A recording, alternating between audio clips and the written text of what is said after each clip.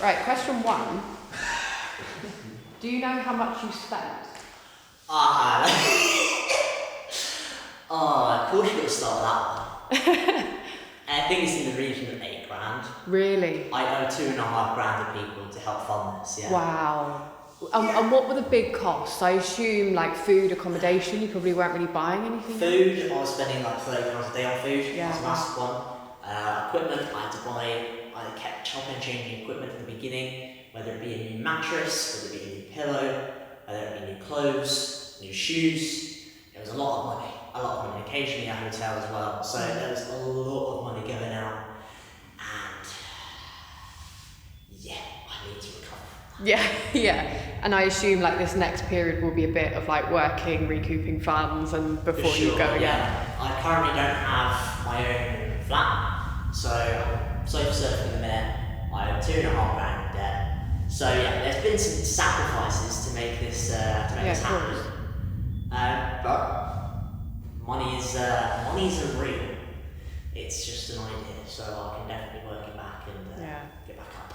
Yeah, it makes sense. My second question, or I guess more of it may not be just a question for you, but to get your thoughts on, is I think culturally and in society we're at a point of a bit of a crisis where a lot of people are like looking for meaning, and I think that's probably contributing to this rise in endurance sport and challenges where there isn't like a defined path for everyone as maybe there once was. So I suppose my question is like, how much of that do you think played into your decision to take on these challenges? Like this idea that there's this kind of societal gap of like searching for the meaning of life, I think, like a lot of people doing that. And how much do you think other people, or how much do you think that that's true and that other people are looking for different ways to kind of find themselves, the purpose of their life, like what it means to succeed? Because I think, I mean, I see a lot of that. I talk to a lot of people who are really looking for something deeper than what they think is out there. But how much of that would relate to you and feels true? Well, before this, there was that question of what's my purpose? It's what am I doing? What's my ultimate goal? But I've realised now there's even if I manage to figure out a way to make, I don't know how to make planes, but I don't know, make something fly, do some cool stuff.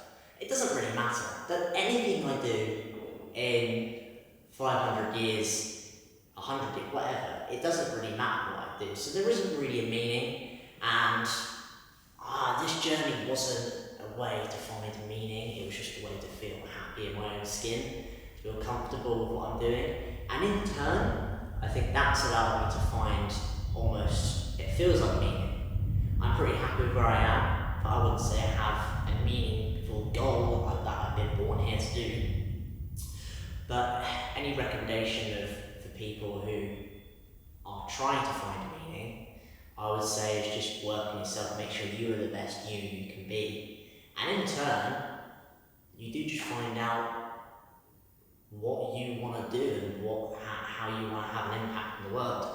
For me, it's almost just make people's days better.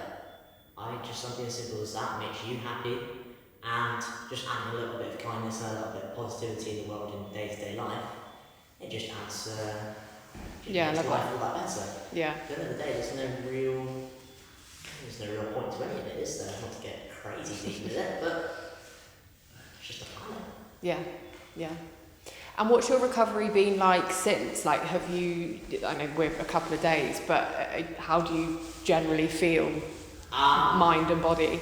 My mind feels at a peak.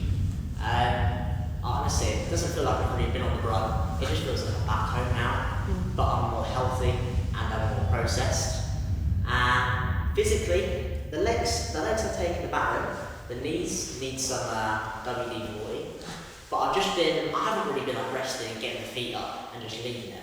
I'm just living my life. I'm just getting out, I'm walking a lot, keeping active, because I find that I get into a rut and I don't like it if I just sit on the bed all day, just saying, yeah, I've deserved it. So, even when I say I deserve rest, it would be like a sauna. It wouldn't be sitting at home on the sofa watching a TV show. I think that has its place.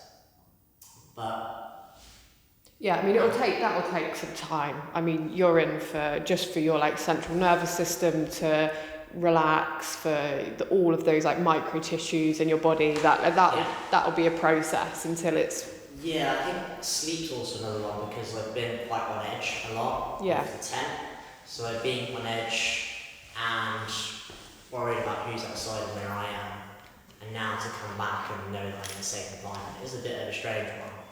But yeah, that's one of those things. It just takes time.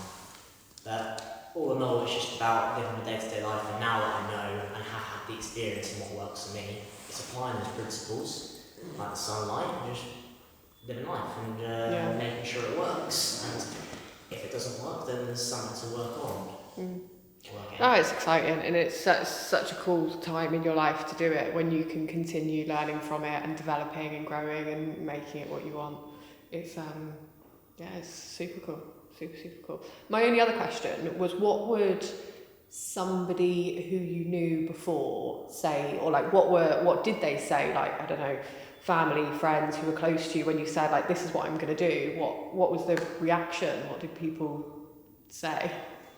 My sister is my main family member. She was just kind of like, doesn't surprise me. Really? 'Cause I'm very stubborn.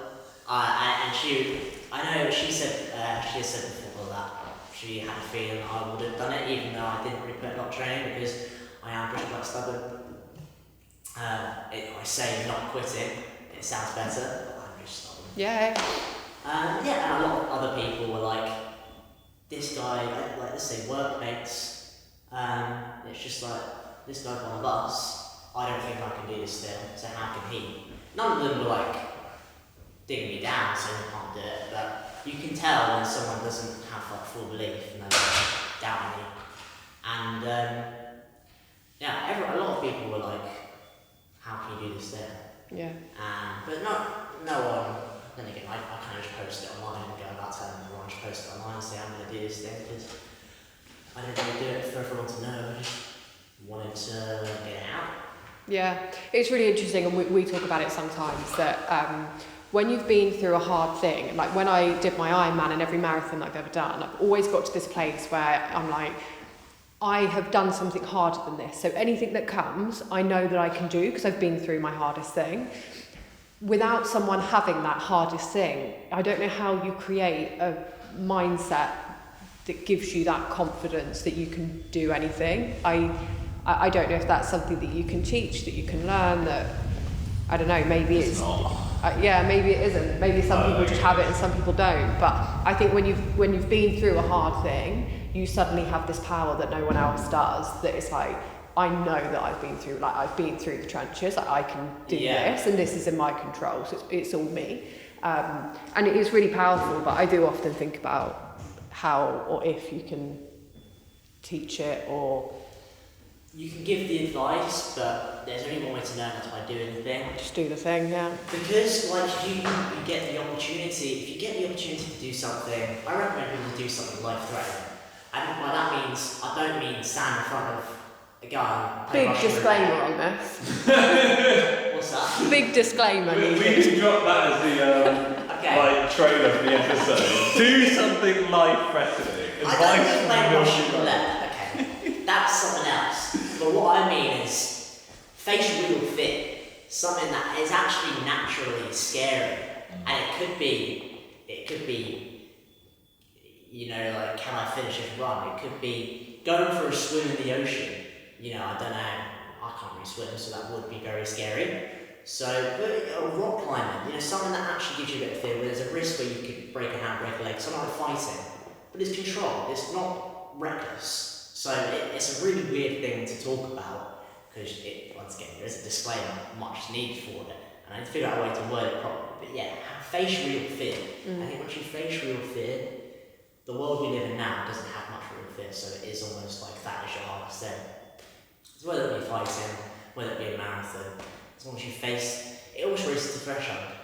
You do so much hard, and then this is your baseline of like regular life, but that's your hardest. So yeah, you're almost living at low and you're living like, man, life is so easy. That's what I feel like now. I've spent 120 days running non-stop. Yeah. So it's life's a dream. So much good to it. And people who don't enjoy life are the people who haven't done much with it. Who haven't gone out and seen what's possible and how far they can go and how far they can be challenged. And they think that the hardest bit is just going to work. Bit of perspective. Yeah. You need to go out and enjoy life, man. Go see what's possible. Go see where the limits are. That's what I would say. Finding limits. Sure. That's been my thing for a few years now. I always used to write at the start of the years. It'd always be one of the targets. Keep finding limits. That's the one, man. In whatever that is, like learning, training, work, like wherever it is, just find your limits. Push yourself. Even now, I think it's good to find your limits, man. But if you don't, like, you're not going to learn, right? Because you'll only fail if you try and find your limits. But And when you fail, you learn. At the same time, don't settle. Don't say the max I can run is 100 kilometres. Oh, exactly. Just Keep pushing. say. There's a really good quote that I heard one time where someone said, like, who are you? And like, it was like, I don't define myself as that exclusive possibility for change. And I love it because there's no definition, there's no limit, so because if you have that, then you can't change it, it's almost set. No. It's almost like the Bruce Lee be like water. You know, there's no form, there's no limit, there's no whatever, it's just be fluid. adapt. Yeah. Darwin's quote, the people who adapt, or the animals that adapt the most or the quickest are the ones who survive the best. And there's lots of little things that supported it as well. Yeah. Finished. You got